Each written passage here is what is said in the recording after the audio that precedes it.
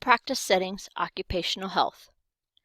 By 2020, more than 164.3 million people in the United States will be in the workforce. Direct and indirect costs of work-related injuries and illnesses are approximately $170 billion per year. Models of interaction between employee characteristics and workplace risks are personal factors and occupational factors operate independently. Personal risk factors modify the effects of occupational risk factors. Workplace factors modify the effect of personal characteristics. Employers have come to better appreciate that healthy employees are more productive. Best interest is to promote and maintain employee health. Health insurance makes health promotion increasingly cost-effective. Healthy People 2020 devotes an entire section devoted to health and safety in the workplace. Direct and indirect costs of work-related injuries are approximately $100 billion per year. Nurses have been employed in the U.S. work settings as early as 1888, a specialized area of nursing practice focused on health promotion, illness and injury prevention, and restoration in the work environment. This is from AAOHN 2012E, page 2.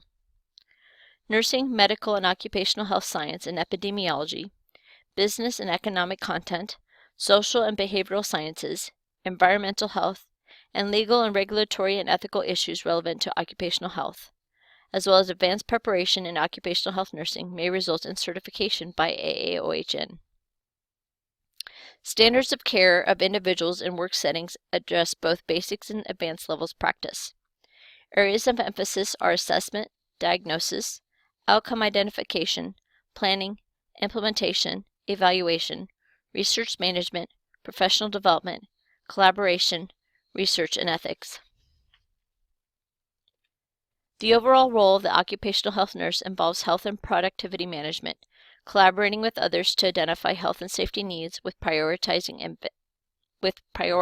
interventions, planning and implementing those interventions and programs for the work population, and then, of course, evaluating the care and service delivery system.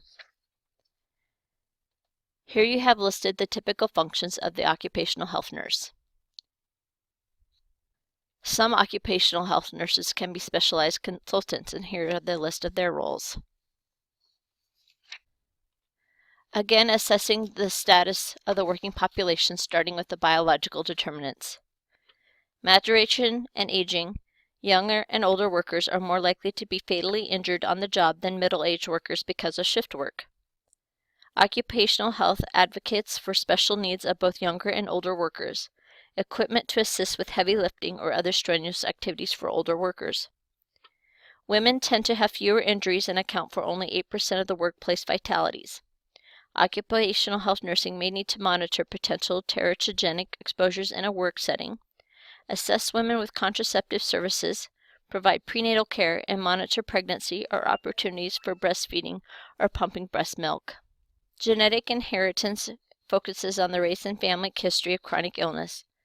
Occupational health nurses can identify these genetic risks for chronic health problems, assist employees to engage in risk reduction, strategies to prevent illness, and to mitigate its effects. Physiological function is to the extent of injury and illness suffered by the population or the immunization levels. The psychological determinants focuses on job security or insecurity, job strain, and social support. Poor work climate includes long hours, shift work, employer surveillance and sanctions or incentives. Mental health and illness in the workplace. The occupational health nurse identifies psychological health problems prevalent in the population and assess factors contributing to those problems. This could be increased absenteeism, especially on Mondays, Fridays, and the day after a payday, mood changes or changes in relationships with other healthcare providers, increased incidence of minor accidents or general decrease in energy, sudden weight loss or gain, increased blood pressure, frequent stress-related illnesses, bloodshot or blurry eyes, facial petechiae, especially over the nose, and presenteeism. Environmental determinants start with conducting a hazard analysis, monitoring the frequency of exposures as well as their health effects, and provide care to address the results of the exposure. For the socio-cultural determinants, There are three most influential pieces of legislation that you need to make sure that you look into your textbook and learn about them. The creation of OSHA in 1970, the Workers' Compensation Act, and the American Disabilities Act. Be familiar with those. There's also the work-family interface. The work-family interface is a big component of the sociocultural determinant of occupational nursing.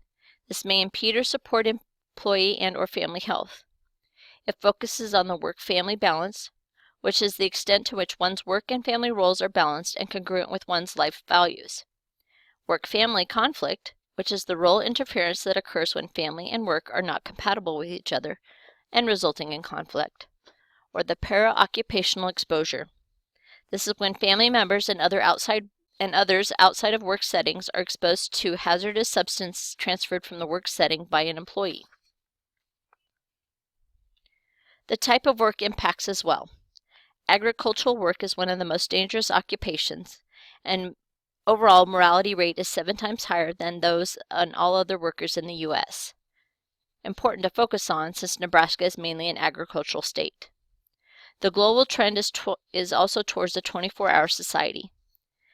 Occupational health nurse can be alert to health effects of shift work on specific employees, assist them to minimize effect, and advocate for a change in shift and be familiar with the types of work performed in a given occupational setting and the potential effects on the health of the employee.